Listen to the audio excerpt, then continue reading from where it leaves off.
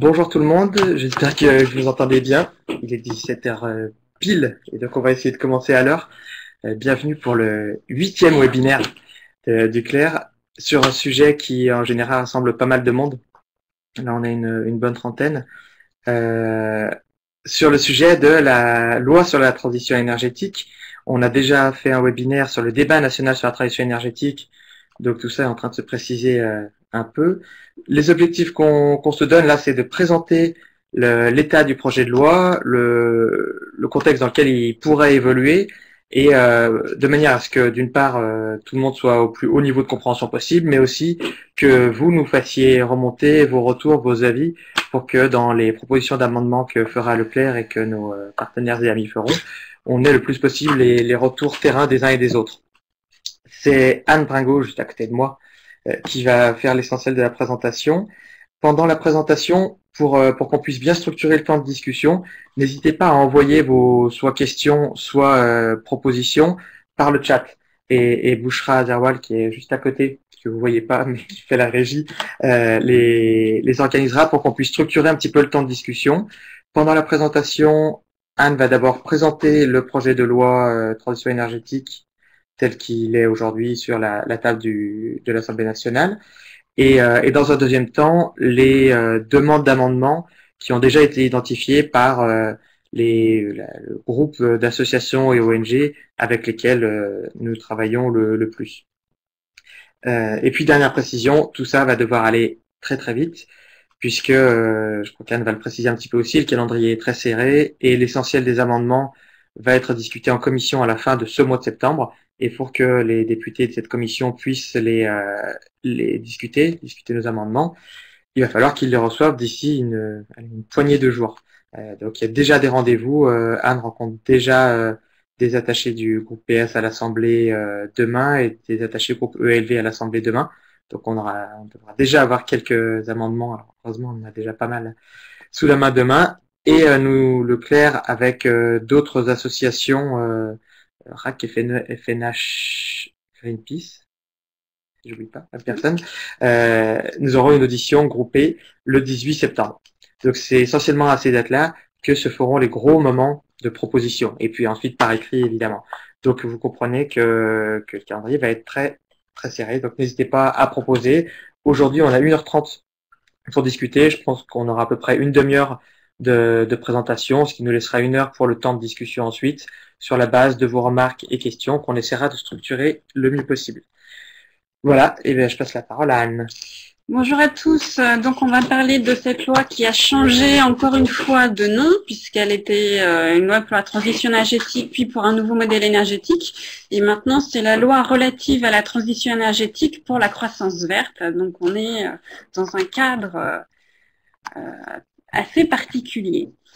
Les titres du projet de loi ont un peu évolué depuis un an qu'il y a des discussions sur ce projet de loi. On a d'abord les objectifs, et puis suite à nos demandes aussi qu'on avait faites, on a tout ce qui est consommation d'énergie qui est mis aussitôt après, avec essentiellement bâtiments et transports. On n'a rien sur l'efficacité énergétique hors bâtiments et transports, par exemple sur les équipements ou sur les achats publics. Là, on n'a pas du tout de mesures. Il n'y a pas non plus de mesures sur l'industrie, l'efficacité énergétique dans l'industrie, et aussi totalement oublié de ce projet de loi. Il y a un titre sur l'économie circulaire qui est apparu très tardivement. Ça, c'est un rajout de la nouvelle ministre Ségolène Royal, qui a souhaité rajouter des choses dessus. Et puis ensuite, on a la production et enfin la partie plus gouvernance. Donc, on va passer rapidement sur le contenu de la loi. Vous aurez bien évidemment le support, donc vous pourrez regarder plus en détail. Je peux aussi vous faire parvenir le lien vers le texte du projet de loi. Donc là, on va le passer assez rapidement pour qu'on ait quand même un temps d'échange ensuite sur ce qu'on veut modifier dans ce projet de loi. Donc, dans le titre 1, les objectifs, on a des objectifs qualitatifs. Par exemple, le prix de l'énergie compétitif, très demandé par le MEDEF, et d'autres objectifs comme garantir la cohésion sociale et territoriale, etc. On a aussi des objectifs chiffrés, notamment pour 2030, en termes de gaz à effet de serre et d'énergie renouvelable. Et on a un objectif de réduction de la consommation d'énergie, mais uniquement en 2050. suite à nos demandes insistantes pour avoir un objectif 2030, ce qui a été rajouté, c'est un copier-coller de ce qui est déjà dans la loi POP de 2005, c'est l'objectif de baisse de l'intensité énergétique finale d'ici à 2030. Et par ailleurs, on a le fameux objectif nucléaire, donc réduire la part du nucléaire à 50% en 2025, et a été rajouté ce qui avait été annoncé par François Hollande, c'est-à-dire un objectif de réduction de la consommation d'énergie fossile. Sur le bâtiment, ensuite, des mesures qui ont pas mal fait parler d'elles. C'est vrai que là, il y a quelques mesures un petit peu structurantes, puisqu'il y a l'obligation de rénovation énergétique en cas de grands travaux, ravalement de façade, réfection de toiture. Ça, ce sont des mesures importantes. Il y a des choses également à discuter sur le tiers financement. Ça, on verra ensuite dans les discussions sur les choses à changer. Mais c'est vrai que c'est un des titres où il y a un petit peu de contenu, même si il faudrait aller évidemment beaucoup plus loin. Sur les transports, la liste ici sur cette page peut paraître longue, mais quand on regarde, finalement, il n'y a pas beaucoup de mesures très structurantes. On a des objectifs pour les achats de véhicules dits propres pour l'État et les collectivités. Dans la version précédente, avant les avis CNTE et CESE, c'était des véhicules uniquement électriques et hybrides rechargeables. Là, suite quand même aux remarques de toutes les parties prenantes, ça a été élargi, mais les critères précis seront définis ultérieurement. Il y a toujours l'objectif de déploiement de 7 millions de points de recharge pour les véhicules électriques et hybrides. Et sinon, il y a des objectifs en termes d'énergie renouvelable pour les transports. Ça, c'est un petit peu une reprise de l'objectif européen.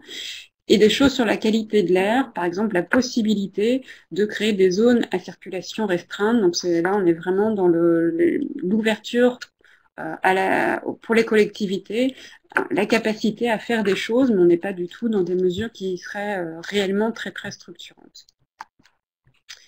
Donc, on a des mesures, un titre sur l'économie circulaire, avec justement peu de mesures, plutôt des objectifs. On a une définition de ce que c'est que l'économie circulaire et on a des objectifs à la fois de réduction de quantité de déchets ou de valorisation de déchets qui sont en gros des objectifs qui découlent d'objectifs européens. Sur les énergies renouvelables, on a, alors ce qui était discuté depuis déjà longtemps, c'est l'introduction du complément de rémunération. Donc en parallèle des tarifs d'achat qui vont continuer, mais pour certaines énergies renouvelables ou certains projets, on va avoir ce nouveau mécanisme de complément de rémunération, dont on parlera après sur ce qu'on pourrait changer dedans. Et c'est toujours EDF et les ELD qui restent les interlocuteurs pour tout ce qui est achat, que ce soit via ce complément de rémunération ou pour les tarifs d'achat. Donc peu de grands changements. Et on a quelque chose d'important, c'est l'ouverture du capital des projets d'énergie renouvelable aux riverains donc, et aux collectivités du territoire. Donc ça, c'est quelque chose d'intéressant, mais qui reste également à préciser. Un sujet qui fera beaucoup débat, notamment avec les syndicats, c'est l'ouverture à la concurrence des concessions hydro. Sur le nucléaire, on a des choses sur l'information, pas mal de choses sur l'information des riverains. Donc, il y a des nouvelles procédures pour informer davantage les riverains. Il y a des mesures également sur l'arrêt définitif et le démantèlement des installations. Si une installation est arrêtée 2 ans, eh bien, elle doit être arrêtée définitivement et démantelée. Voilà, ce type de mesures un petit peu technique, on va dire.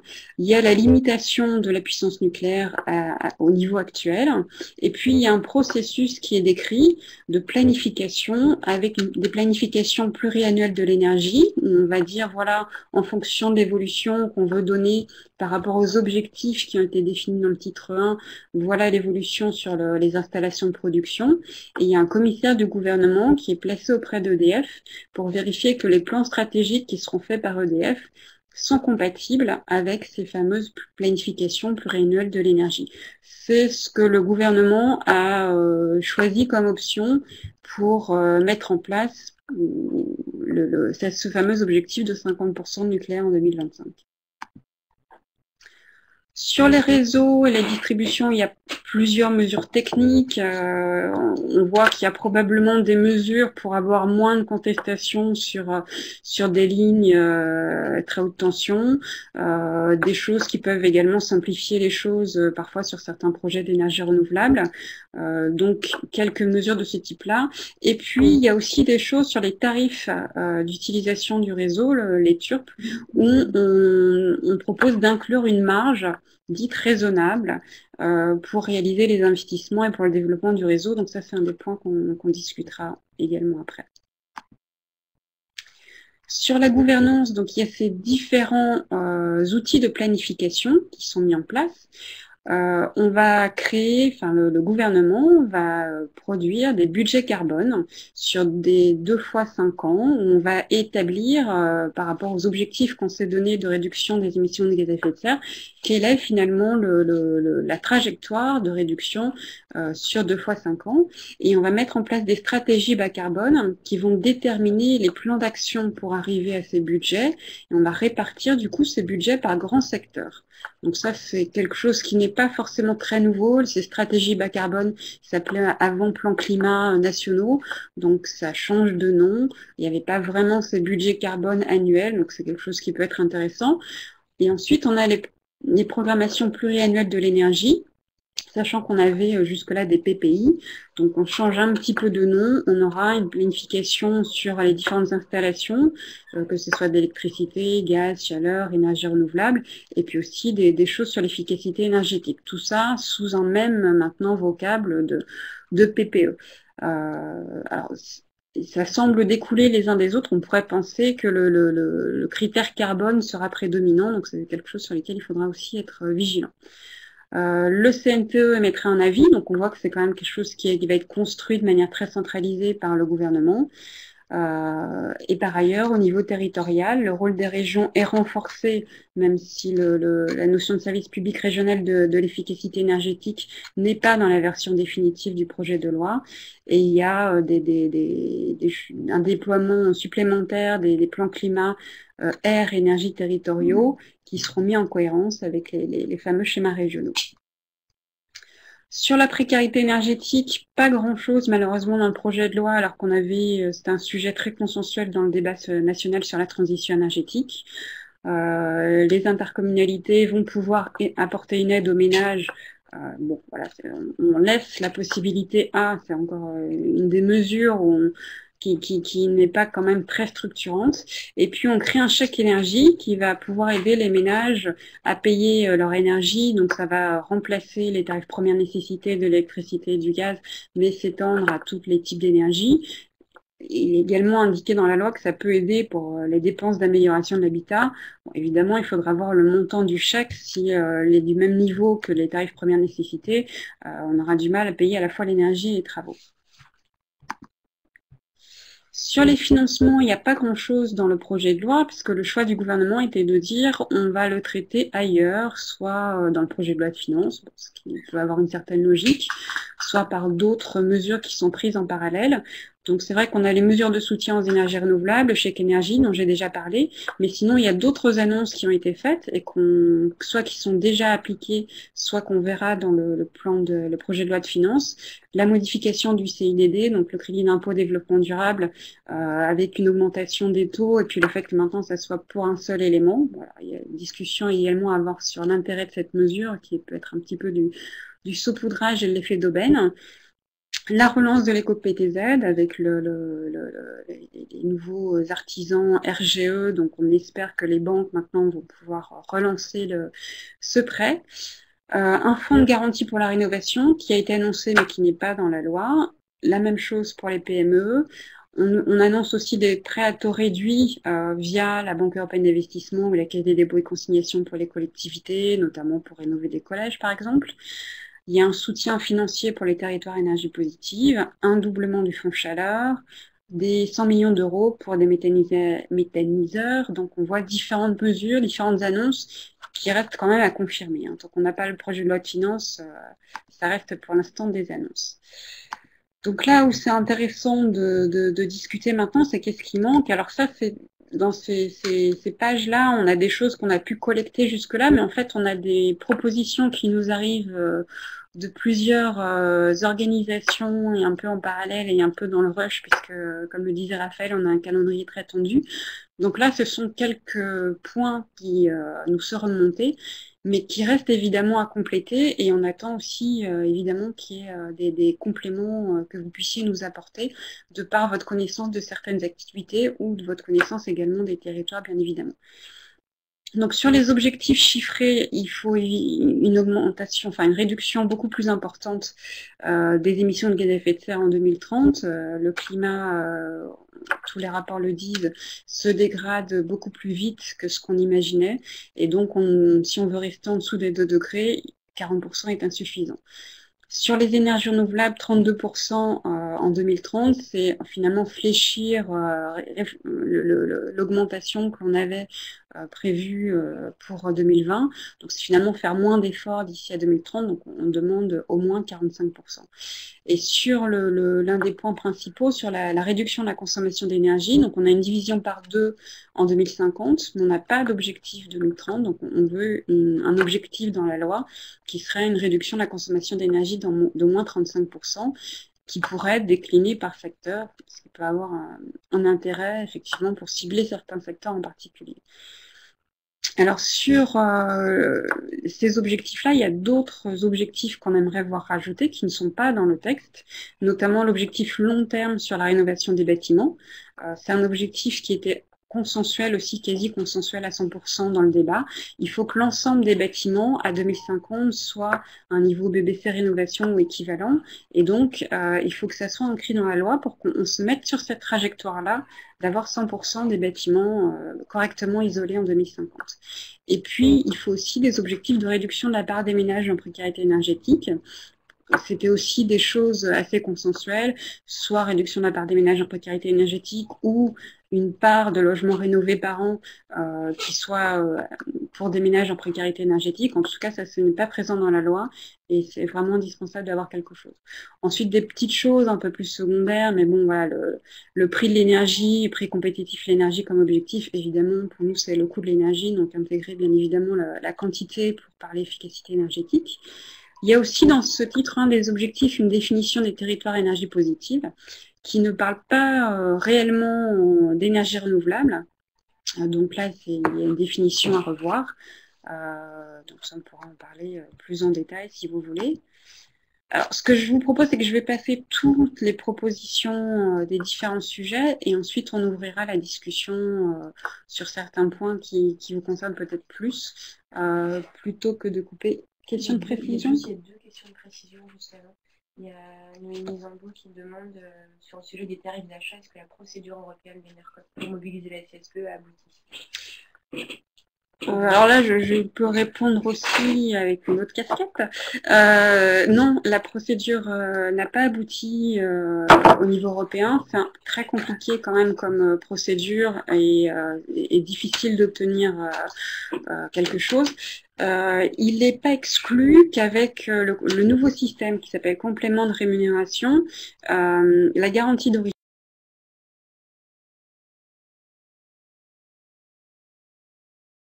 soit associé à la vente sur le marché. C'est-à-dire que le producteur va vendre son électricité sur le marché et il aura ensuite un complément de rémunération qu'on peut aussi appeler prime qui sera versé par EDF. Mais la garantie d'origine devrait être liée à la première vente sur le marché. Et donc, ENERCOP pourrait du coup acheter de l'électricité, par exemple, provenant de l'éolien, sans difficulté. Et le producteur aura le complément qui viendra d'EDF. En tout cas, ce serait plus un blocage à ce niveau-là pour ENERCOP. C'est ce qui semble apparaître dans les discussions. Mais la précision sur le processus sera faite ensuite par décret. Donc, ça sera un petit peu après la loi. Il y avait une deuxième question qui était de préciser le fonctionnement du fonds de garantie pour la rénovation. C'est une des dernières diapos que tu as présentées. Oui, alors ça, c'est une proposition de la Caisse des dépôts et consignations et qui voulait proposer effectivement un fonds qui récupère une partie notamment du produit des C2E pour pouvoir garantir les prêts accordés par les banques aux ménages qui vont rénover leur logement, ce qui permettrait de réduire un petit peu le taux d'intérêt de ces prêts et d'arriver à des taux pour la rénovation qui sera l'équivalent de la construction. Je ne sais pas si tu veux compléter, Raphaël, ou si c'est... Ouais. L'idée était de baisser les taux puisque ce que disent certaines banques, c'est comme il y a éventuellement des risques quand on investit dans l'amélioration énergétique des logements, en tout cas des choses que les banques ne maîtrisent pas, elles disent qu'elles ne peuvent pas faire des taux bas. Et l'idée était de faire un fonds qui garantit ces risques et donc d'avoir des taux très bas. Vous savez peut-être qu'il y a une conférence bancaire et financière en ce moment qui consiste pour la transition énergétique, donc qui consiste à essayer de mobiliser les banques et acteurs financiers. Globalement, elles sont d'accord que sur une chose, c'est qu'elles ne veulent pas de cet outil-là. Donc, ça explique pourquoi il n'est pas dans la loi. La difficulté, c'est qu'on ne sont pas d'accord sur grand-chose d'autre pour mettre en œuvre la transition énergétique. En tout cas, il y a des chances pour que ce fonds de garantie, qui était un des grands engagements pris même par François Hollande dans la conférence environnementale l'année dernière, disparaisse, puisque les banques disent qu'elles n'en veulent pas. Je ne sais pas trop exactement, je ne vois pas ce qu'on en ferait. A priori, il est mal parti. C'était les 2 questions, c'est ça?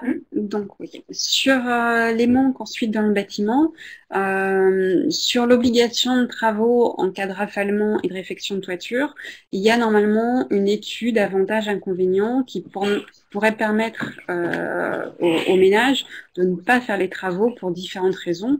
Donc, ce qu'on demande, c'est d'enlever cette étude avantages-inconvénients, que le cas général soit l'obligation de travaux et qu'il y ait des exceptions possibles, donc en cas d'impossibilité technique, architecturale, etc., mais que ce ne soit pas une étude avantages-inconvénients qui semble impossible à réaliser, on ne sait pas vraiment ce que ça veut dire, et qui permettrait d'être un moyen finalement d'échapper à cette obligation. Il y a le souhait aussi d'avoir un objectif sectoriel de réduction de la consommation d'énergie en 2030 donc pour le bâtiment. Ça, c'est également quelque chose d'important. Et puis, la séparation des activités de fourniture d'énergie de celles de services de maîtrise de la demande en énergie.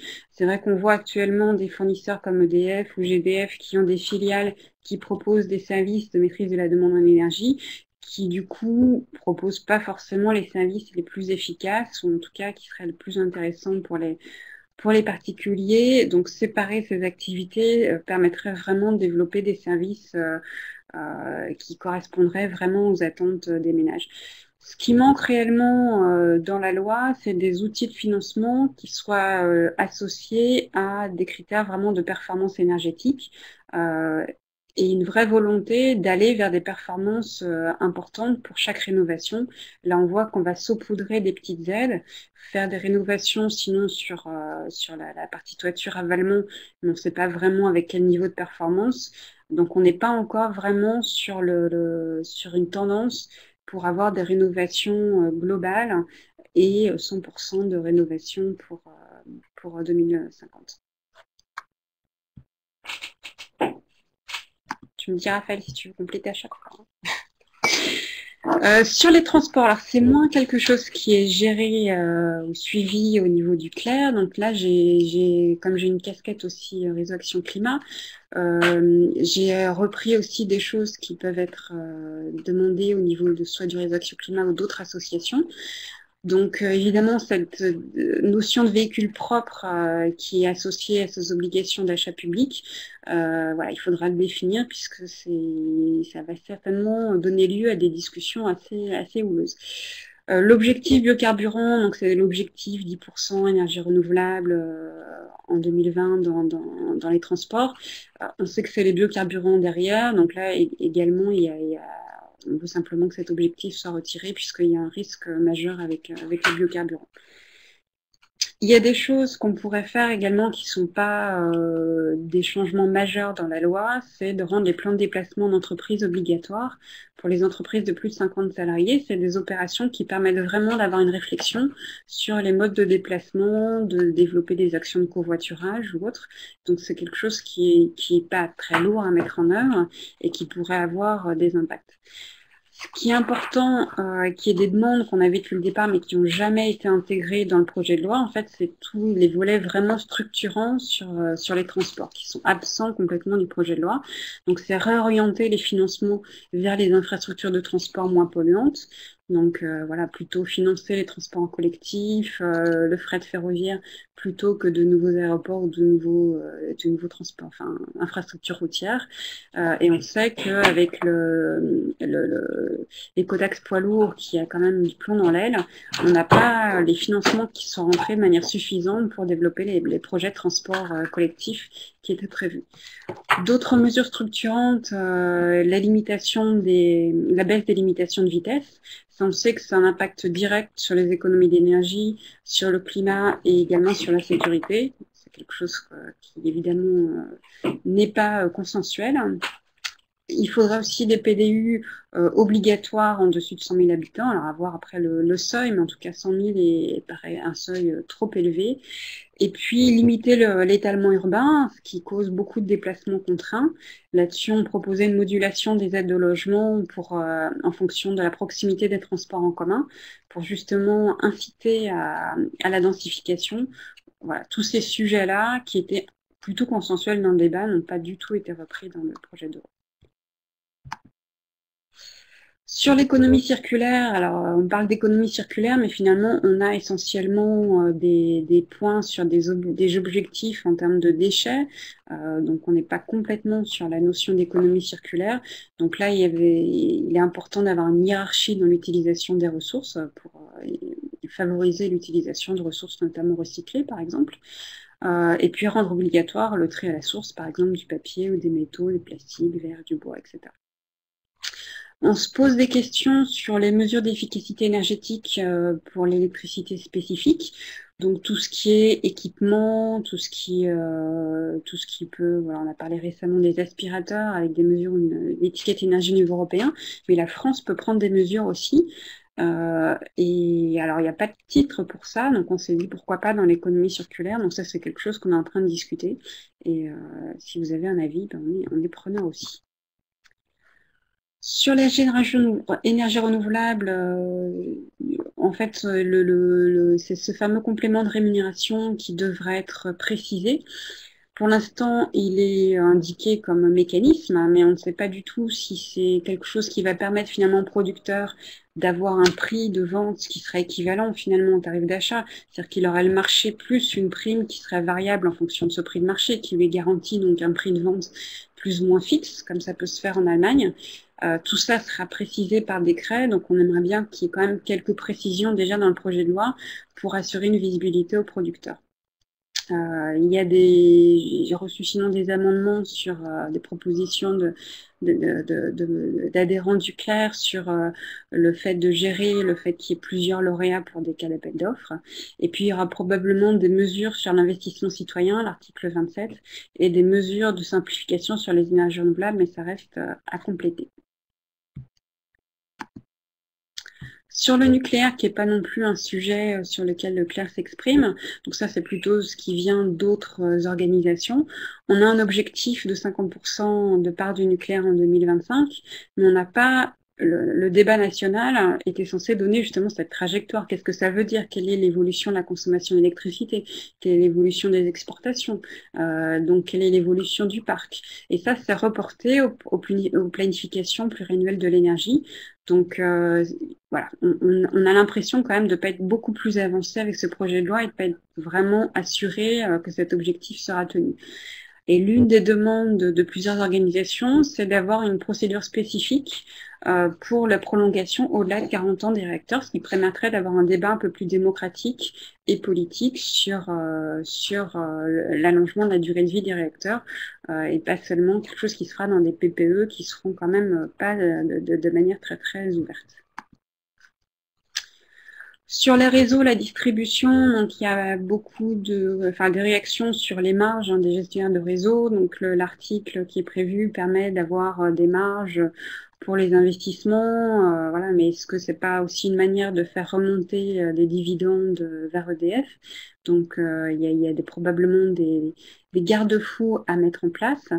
L'implication aussi des collectivités sur les choix d'investissement et puis l'accès aux données évidemment sur la distribution. Probablement des choses à ajouter également là-dedans. Sur la gouvernance et sur les outils de planification, donc sur les budgets carbone, pour nous, il est important de rajouter les émissions liées à la consommation, c'est-à-dire que, en fait, les émissions de la France, parfois, enfin, en partie, elles baissent parce qu'on a délocalisé certaines industries et qu'on importe finalement ces produits qui ne rentrent pas dans les calculs d'émissions. Donc, c'est important de pouvoir calculer également les émissions qui sont liées à nos importations, éventuellement soustraire ce qui est lié aux exportations, même si on aurait en parallèle les deux indicateurs, hein, ce qui est sur le territoire et ce qui vient de nos consommations.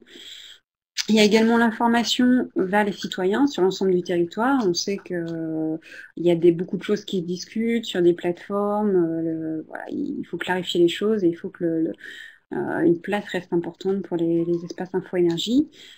Question, est-ce qu'il faut prévoir un volet emploi-formation dans les futurs schémas régionaux climat et énergie? La partie transition professionnelle est vraiment très très réduite. Il doit y avoir 4 lignes dans le projet de loi et c'est plutôt de l'incantation, alors que l'emploi est quand même une des préoccupations majeures des Français. Donc je pense que là, il y a probablement des choses à rajouter. Et puis ce service public régional de l'efficacité énergétique qui semblait faire consensus et qui a disparu presque pendant la nuit dans les dernières versions du projet de loi. Sur la précarité énergétique, donc je parlais tout à l'heure au niveau des objectifs, il faut des objectifs en termes de rénovation. Dans le débat, il y avait l'objectif d'avoir 200 000 rénovations pour les précaires énergétiques dans le logement privé, plus 130 000 dans le logement social. Intégrer également la performance énergétique dans les critères de décence et d'insalubrité pour finalement sortir du parc les logements avec les étiquettes les moins performantes de manière progressive. Et puis le chèque énergie, voilà, qu'on sache un peu plus comment il va être, de quoi il va être constitué, quel est son montant, son fléchage, etc. Sur les financements, il manque beaucoup de choses, ne serait-ce que sur les outils existants. On a un livret développement durable qui est censé amener 10% 10% des fonds collectés sont censés aller pour des projets, notamment de rénovation. On sait que c'est pas le cas et pour l'instant, il n'y a aucun mécanisme de contrôle ou de sanction, notamment de la part qui est gérée par les banques. Le tiers financement.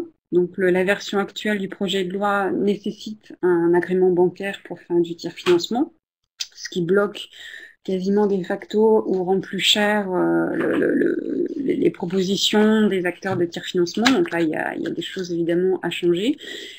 Depuis le début, on demande une institution financière de la transition énergétique ou un fonds souverain, en tout cas des gros volumes financiers à des taux réduits qui permettraient, comme ça peut se faire en Allemagne avec la KfW, d'avoir des prêts à taux réduit pour la rénovation ou les énergies renouvelables ou les infrastructures de transport. Et puis évidemment, simplifier tous les outils financiers pour la rénovation et flécher vers la rénovation performante, puisqu'actuellement, on a toujours autant d'outils et je pense que c'est toujours aussi incompréhensible. Sur le calendrier, donc on a un débat parlementaire un peu précipité, puisque le gouvernement a décidé d'appliquer une procédure accélérée, donc une seule lecture à l'Assemblée nationale, puis une seule lecture au Sénat. Une commission spéciale a été mise en place à l'Assemblée nationale. Ça, c'était une de nos grandes demandes et ça, on est assez content. Ça veut dire qu'il y a des gens de la commission des affaires économiques et des gens de la commission de développement durable, enfin des députés, plus des députés d'autres commissions qui se mettent ensemble. Donc, c'est pas seulement la commission des affaires économiques qui va traiter la loi, ce qui est plutôt positif. 69 membres de mémoire, François Brotte qui est le président, et on a 5 rapporteurs, vous aurez les noms tout à l'heure. Donc elle s'est réunie aujourd'hui pour la première fois pour nommer le président, les rapporteurs et pour auditionner Ségolène Royal. Et ensuite elle va auditionner différents acteurs. Donc nous on va être auditionnés le 18 par la commission. Et ensuite, chaque parlementaire va pouvoir proposer, de la commission, va proposer des amendements. Et donc, il faut qu'on ait des amendements pour mi-septembre ou plus tard pour pouvoir alimenter les parlementaires de la commission qui va travailler entre le 24 et le 29 septembre, sachant qu'ensuite, il y a le projet de loi sera débattu à l'Assemblée nationale en plénière entre le 1er et le 9 octobre, donc vraiment de manière très rapide. Ensuite, ça ira au Sénat, mais qui aura changé de couleur entre-temps. Donc, probablement, tout ce qui sera fait au Sénat sera de toute façon retoqué au moment de la commission mixte paritaire. Et c'est l'Assemblée nationale qui aura le dernier mot. Donc, voilà, au 9 octobre, on aura finalement quasiment la version finale de la loi. Là, je vous ai mis les noms des rapporteurs. Hein. Il y a des gens qu'on connaît bien, donc c'est des points de contact intéressants, dont des gens qui ont bien suivi le débat et qui connaissent parfaitement les sujets. Donc, ce qu'on fait actuellement, c'est qu'on collecte et qu'on compile les propositions d'amendements pour pouvoir les remettre aux parlementaires. Demain, par ailleurs, on a une conférence de presse, le CLER et le RAC, le réseau Action Climat, on va sortir le transitiomètre, hein, donc cet outil qui mesure si le projet de loi finalement permet d'atteindre les engagements de la France sur le facteur 4, sur la division par 2 des consommations d'énergie, sur la réduction des émissions de gaz à effet de serre dans le bâtiment, etc. Tous les engagements que la France a déjà pris qui sont dans la loi, finalement, est-ce qu'on a les mesures pour les atteindre? Demain, on va dévoiler le transitiomètre qui ne sera pas très bon, c'est un scoop. On va également être auditionné, et ce transitiomètre, il sera mis à jour ensuite avec les amendements qui seront votés en commission et au Parlement.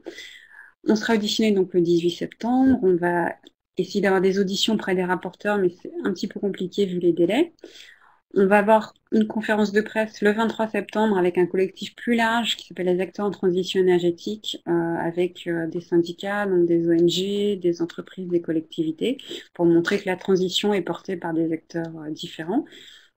Et on est en train de travailler aussi sur une petite plaquette courte sur les emplois de la transition énergétique qu'on veut faire avant, pour début octobre, donc les délais sont très courts, pour montrer les opportunités en termes d'emploi de la transition énergétique pour répondre un peu à toutes les attaques sur vous voulez fermer toutes les centrales et donc mettre plein de gens à la rue.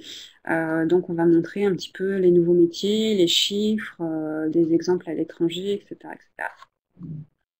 Donc voilà pour ce qui est prévu. Donc on va pas